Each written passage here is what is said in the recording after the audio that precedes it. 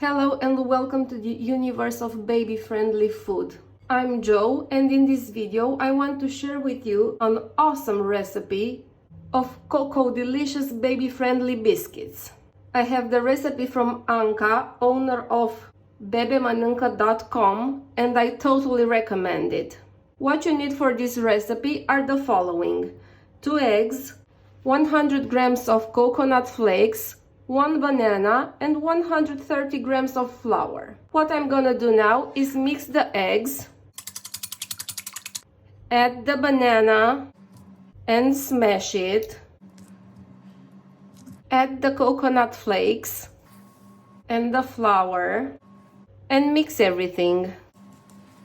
Then take small pieces of this batter, the size of a nut, roll them in your hands and put them in the oven tray.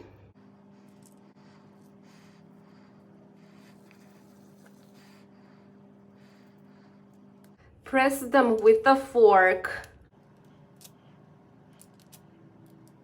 and put them in the preheated oven at 180 Celsius degrees for 25 minutes.